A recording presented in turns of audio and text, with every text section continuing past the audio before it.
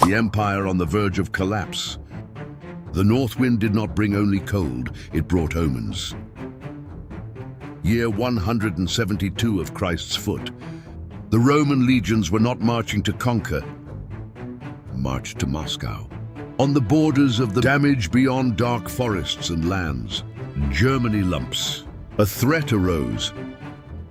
Was not a common enemy, it was not an isolated, it was a wave that threatened to break the heart itself of the empire. The Marcomanns, Germanic tribes by hunger, climate and despair, men who do not fear dying because they were already living on the edge of the abyss. And in front of them, not a general thirsty for glory, not a conqueror, but a philosopher.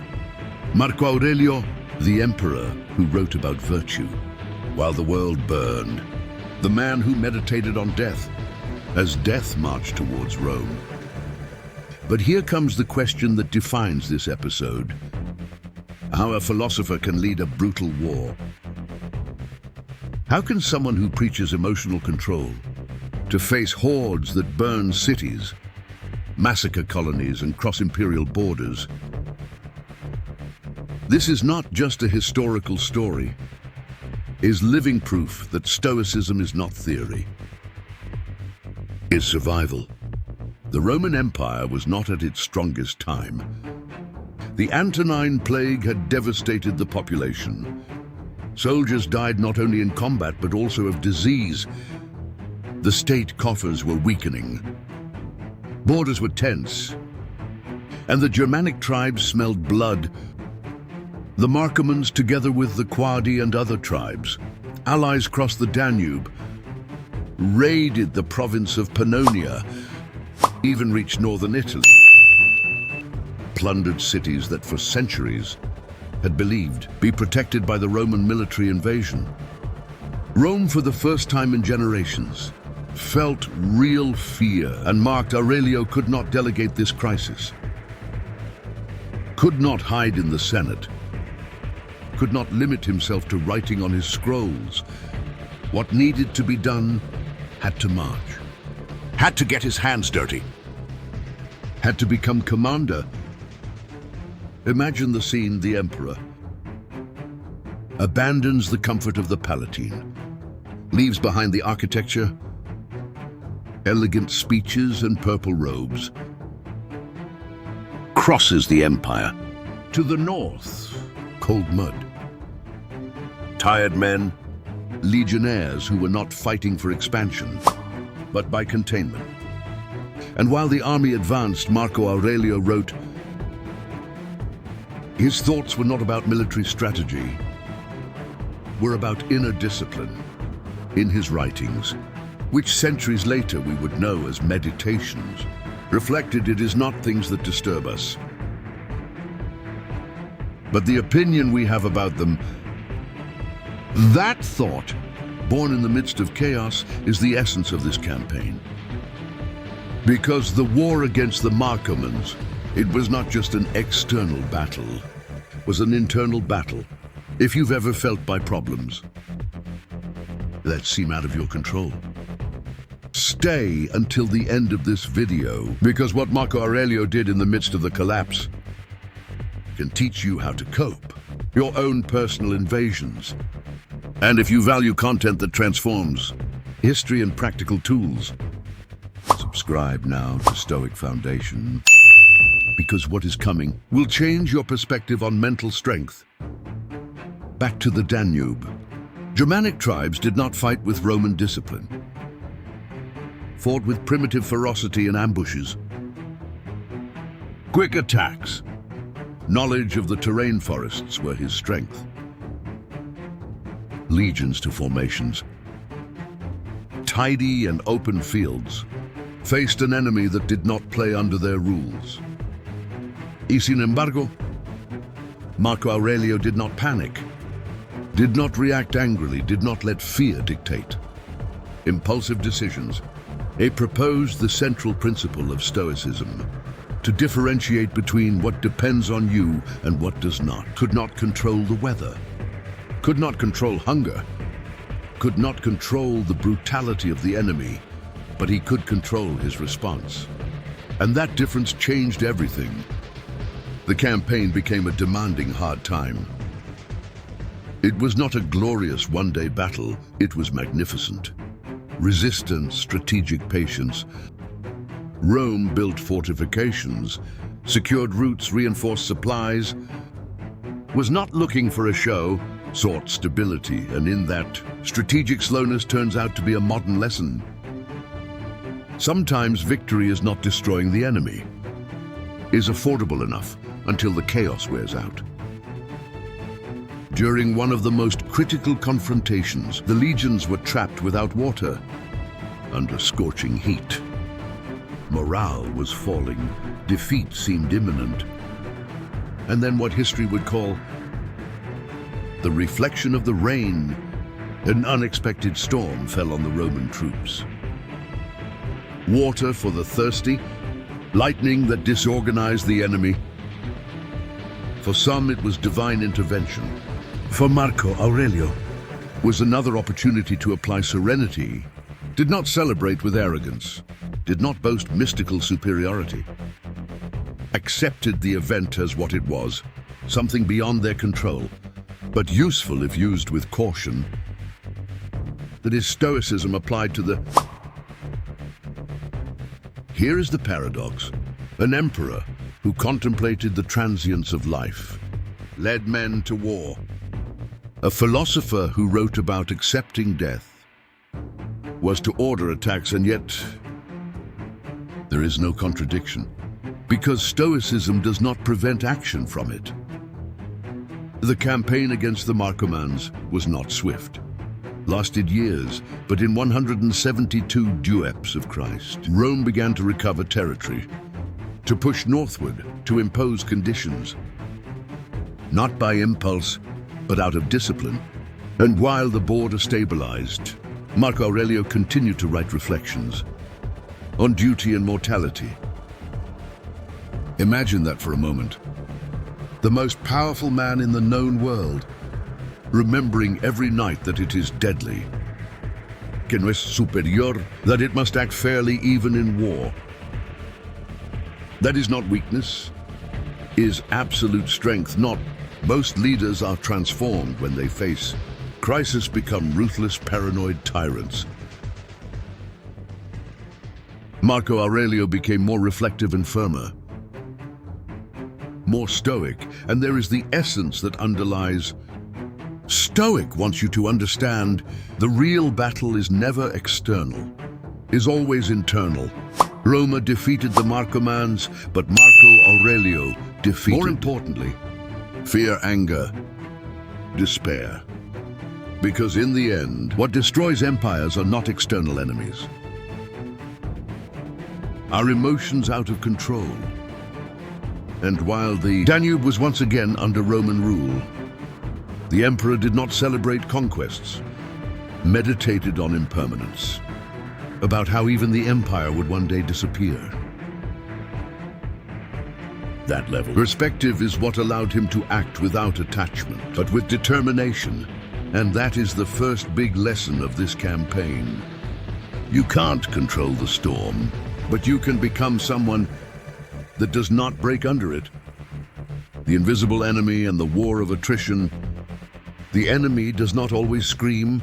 Sometimes he whispers. Sometimes he has no face. Sometimes he does not wield a sword.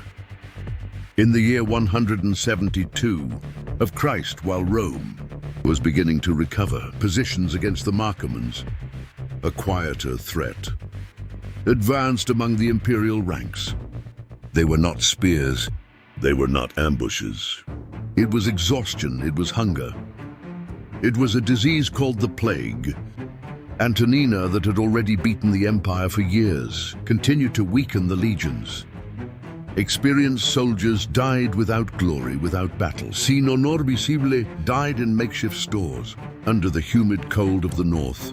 And here begins the second battle of Marcus Aurelius, not against Marcomanns, but against despair.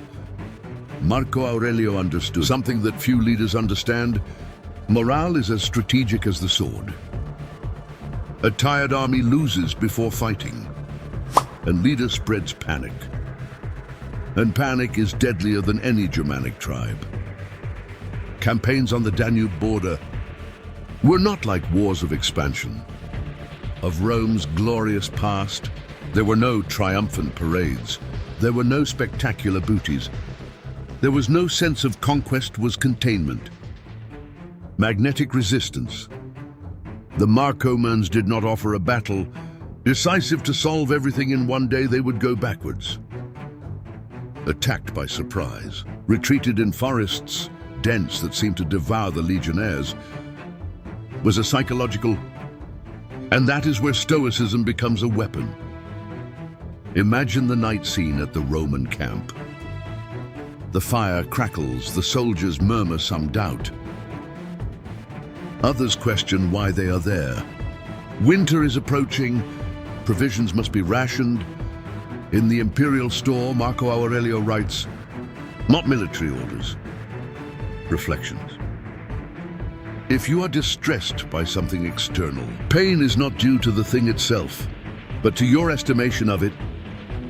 In the midst of the mud and blood, reminds himself that perception is power.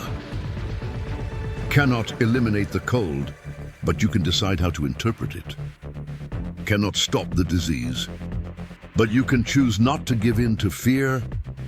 Stop for a second. Think of your own invisible frames. That constant anxiety, that project that is not moving forward, that problem that seems to be endlessly prolonged.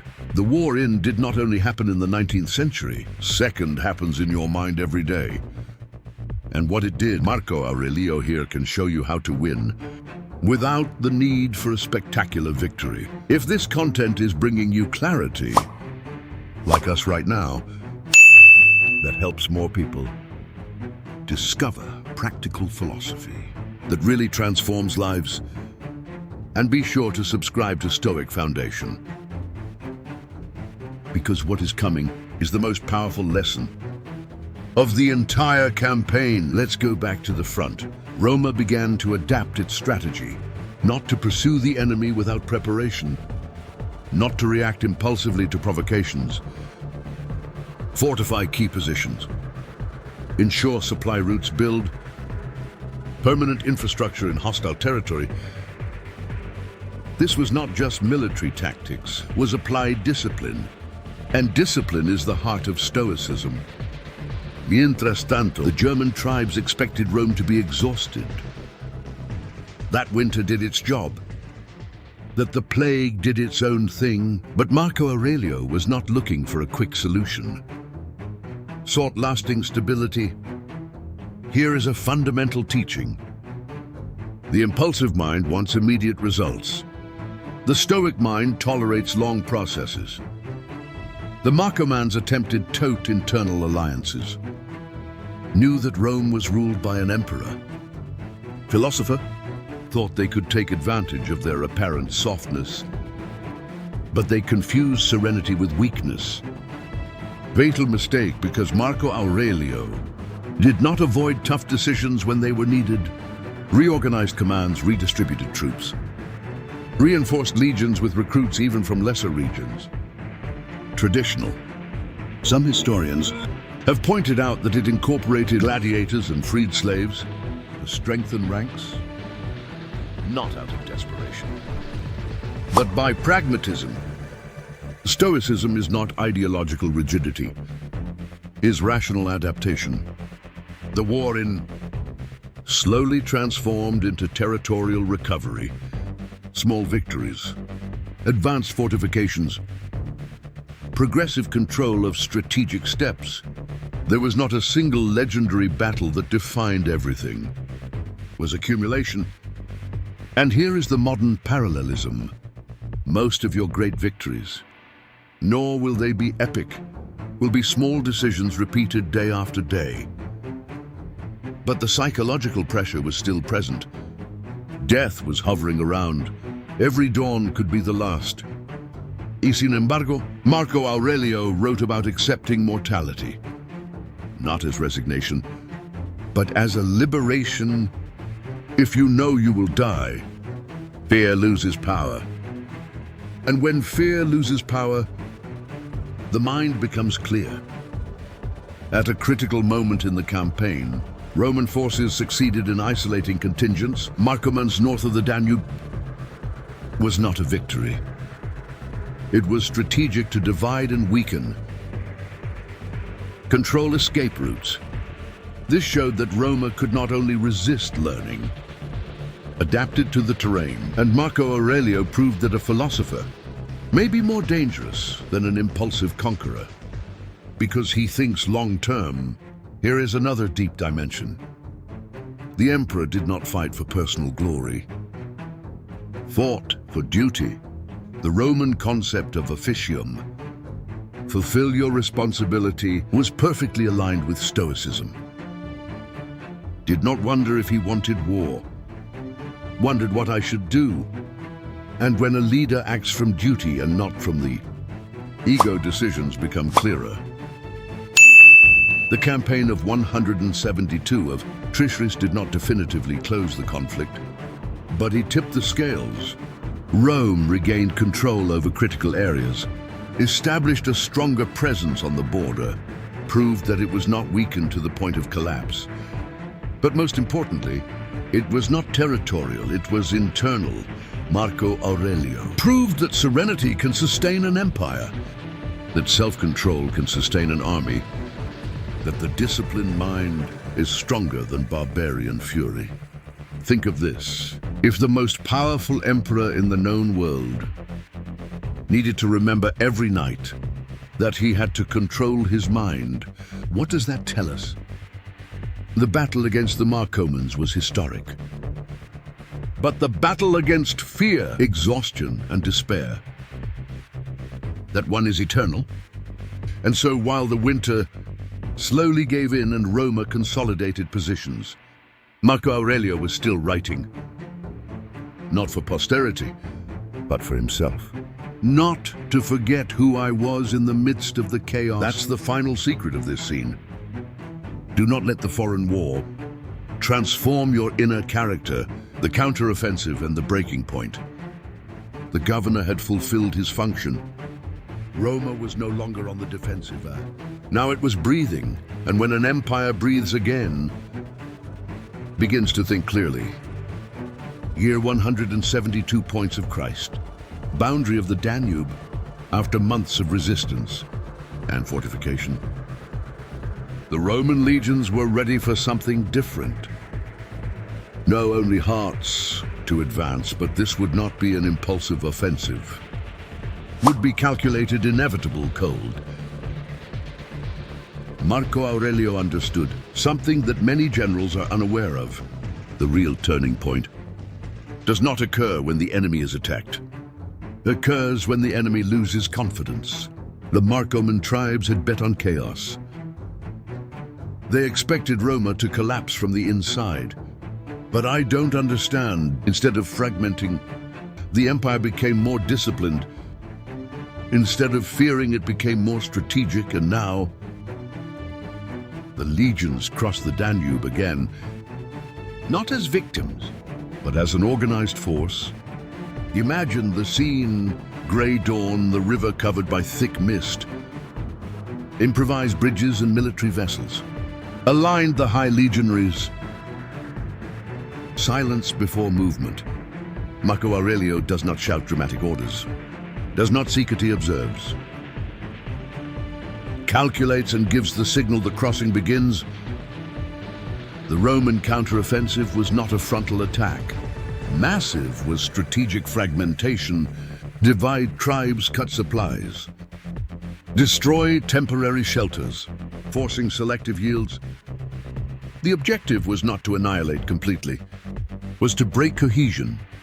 Because when a tribal alliance loses coordination, becomes vulnerable, this is key.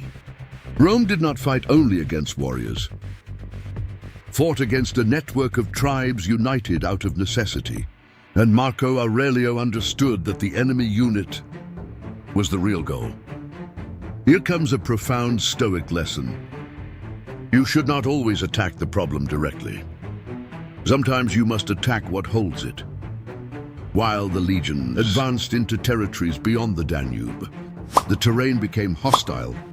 Dense forests, hidden swamps, weather.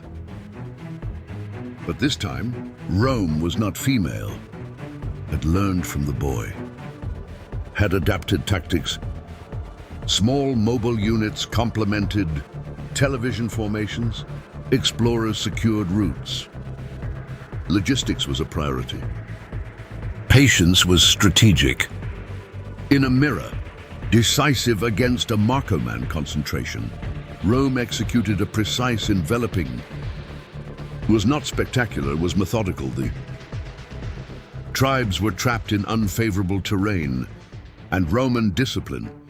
Many surrendered. Others fled northward. The breaking point had arrived, no because Roma are stronger, but because it resisted longer. Stop here is the heart of the message. The turning point in your life does not happen when you do something extraordinary, occurs when you do not give up early. Marcus Aurelius never allowed success to intoxicate him. After each partial victory, wrote about, remembered that destiny changes quickly, that glory is ephemeral, that today you can beat and tomorrow you can fall. That awareness prevented overconfidence errors. The campaign began to tilt decisively. Some tribes asked for treaties, others accepted Roman conditions. Roma established a greater presence in strategic territories. The border was stabilizing, but Marcus Aurelius was contemplating something greater. Considered the possibility of converting these regions in new permanent Roman provinces. No solo defender, integrating that thinking shows long-term vision. However, even in the partial victory, the emperor did not celebrate as a traditional conqueror. His victory was silent inner. Had demonstrated that the Stoicism does not weaken leadership, strengthens it, because it eliminates impulsivity. Imagine the contrast. A leader dominated by anger would have launched hasty attacks months ago. A leader dominated by fear would have gone completely backwards. Marcus Aurelius made something more difficult, held the balance. And balance wins long wars. The army began to regain morale, not for grandiloquent speeches, but for coherence. The emperor shared the harsh conditions, slept near the front, endured cold and illness. That generated loyalty, and loyalty holds empires. Here is another powerful lesson to Stoic foundation. True authority is not imposed. It is demonstrated. In one of the episodes, end of this phase of the campaign, Rome managed to capture key tribal leaders. Were not executed impulsively, were used as diplomatic pieces. Some of them integrated under agreements, other envoys as a guarantee of peace. Marcus Aurelius understood that destroying can completely generate new enemies. Strategically control can generate stability. The breaking point was guaranteed. Rome was no longer on the verge of collapse, was rebuilding domain. But the war was not yet completely over. What had changed was the perception. Rome was no longer afraid, and when fear disappears, clarity governs. Imagine the emperor that night, not celebrating, not drinking, writing again, reflecting on human nature, about how even enemies act, according to what they think is right. That ability to understand the opponent without hating him or her is an advanced form of power. The counteroffensive of 172, it was not only military, was psychological, was philosophical, was strategic, was proof that internal precedes the external domain. And so, while the Danube became a firm frontier again, Roma had not only won on the field, had won in the minds of his enemies. And Marco Aurelio left an eternal lesson.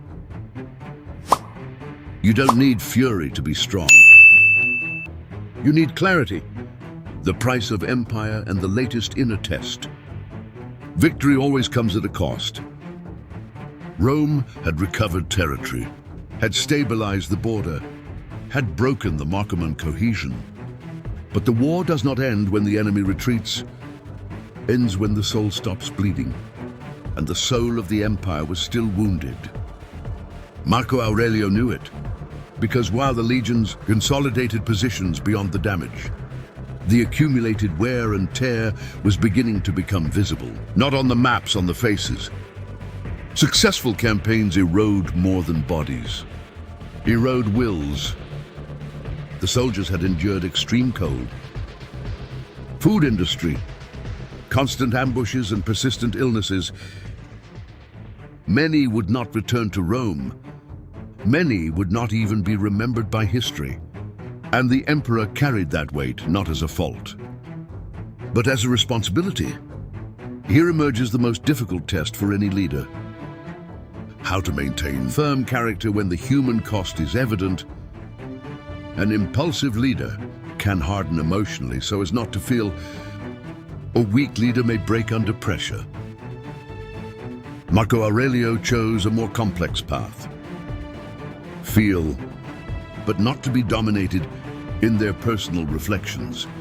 Wrote about the ephemeral nature of life, about how even the great conquerors disappear, about how death does not distinguish rank.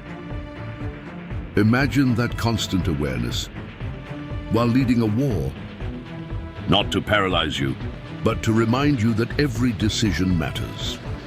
That is not coldness, is depth. Rome had learned to plan something bold. The possibility of converting territories north of the Danube in permanent provinces, extend the border, eliminate the root threat, was an ambitious vision, but ambition without clarity can destroy empires. And Marco Aurelio meditated every step of the way. Mientras tanto, new tensions arose. Not all external, some internal. Govern from the front involved delegating responsibilities to Rome. The Senate observed. Some supported, others doubted. Political stability is always a must. When the emperor is far from the capital, and yet Marco Aurelio did not let himself be pressured by paranoia, did not react with purges or exaggerated reprisals. Delicate balance. Here is the key lesson. The real enemy is not always in front of you. Sometimes it is in your thoughts. Suspicion, anxiety, the need for absolute control of the Stoicism teaches to distinguish between caution and. Marco Aurelio practiced this profession constantly. In the field, the final operations of this phase of the campaign consolidated advanced fortifications. Rome was no longer just reacting, established structural presence, military equipment, worked even in adverse conditions. The empire built while others destroyed. That difference is civilization. But while progress was being consolidated, the emperor faced another battle. Accumulated fatigue, years of campaigning, constant decisions, total responsibility. Even the most disciplined mind can be exhausted, and here it appears. The most human dimension of Marco Aurelio was not invulnerable, was conscious. Imagine a cold night, the emperor alone, the distant sound of guards changing shifts. A dim lamp scrolls. Writes for himself, "Don't act as if you were going to live 10,000 years. Death stalks you. As long as you live, as long as it is in your power, be good." That reminder is not melancholy, it is moral urgency. It is an understanding that time is limited. And when you understand that, every decision becomes clearer. The price of empire was not only paid in blood, was paid in personal resignations, in years far from Rome, in constant pressure, But Marco Aurelio was not looking for comfort, sought consistency with its principles. And this coherence is what this story holds. Many leaders change when they achieve absolute power, become useless, reckless. Marco Aurelio did the opposite.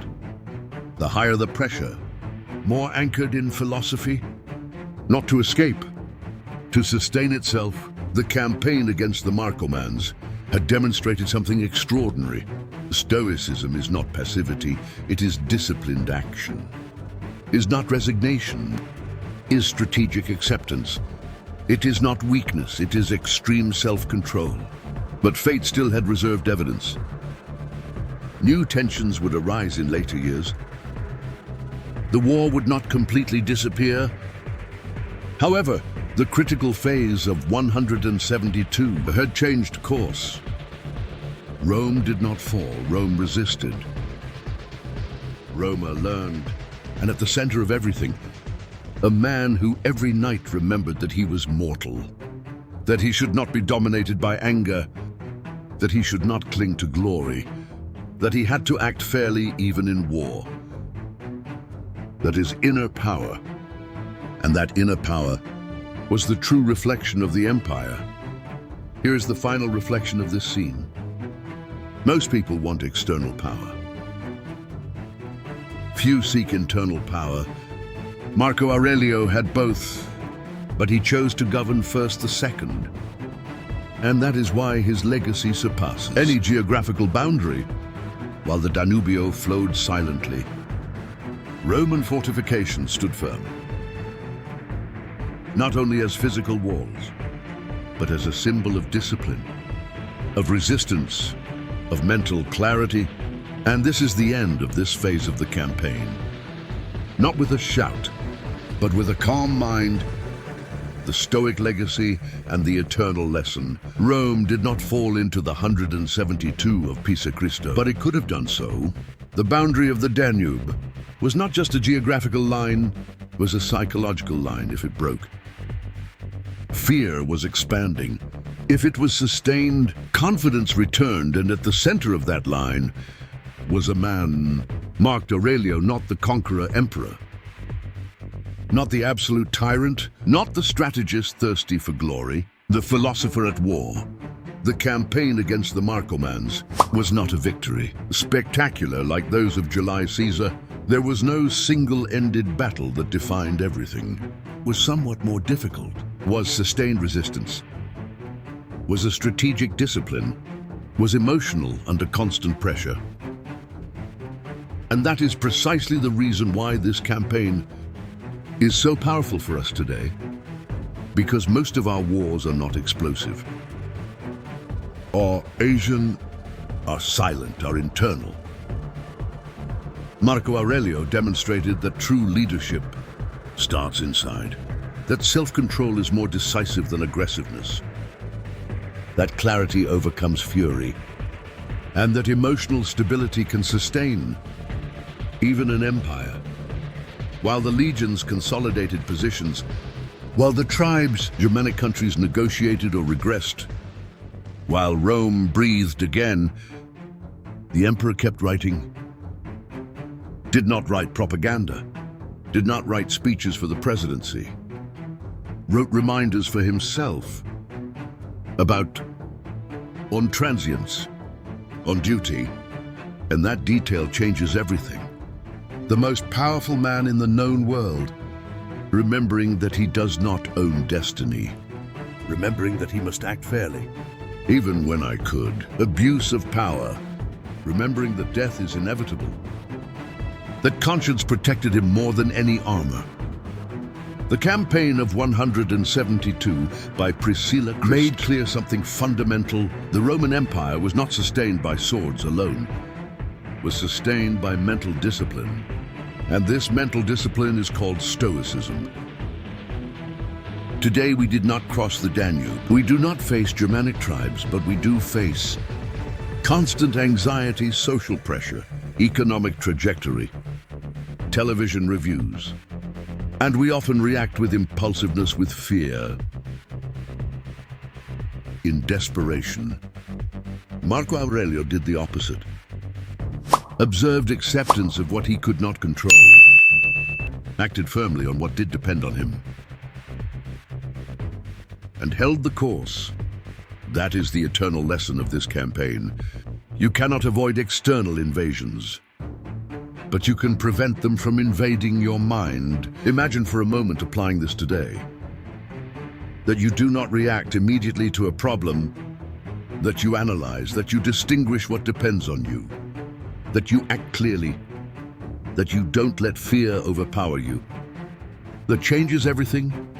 Marco Aurelio's greatness is not alone in having defended Rome, is to have defended its character, because many win wars and lose their souls. He won both battles. And here is the truth that I found. Stoic wants to leave you recorded. Strength is not an absence of difficulty, is stability in the midst of it. Serenity is not passivity, is controlled power. Leadership is not domination, is coherence. When the campaign of 172 tipped the scales in favor of Rome, the empire did not celebrate a monumental conquest, celebrated something more important: survival. And playing with dignity is a form of victory. Marco Aurelio would die years later, still on the campaign trail away from the luxuries of Rome, not in the Golden Palace, but on the front. It sums up its character. Duty to the end, coherence to the last day. And now the question is inevitable. What will you do with this lesson? When your time of pressure arrives, when you feel sick, when it seems that everything goes uphill, you will react with impulse or act clearly. The campaign against the Marcomanns is not just history. Is useless is a warning. An internal resistance manual.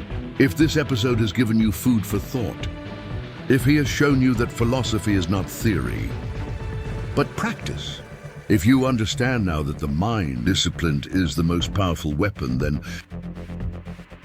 this is your moment. Like this video, so that more people discover the true force of Stoicism. Subscribe to Stoic Foundation if you want to dominate your mind. How Marco Aurelio dominated his destiny, and share it with someone who is facing their own war of attrition. Because philosophy only transforms when shared. Remember, you don't control the damage, you don't control the storm. You do not control the enemy, but you do control your response. And there begins your empire, God.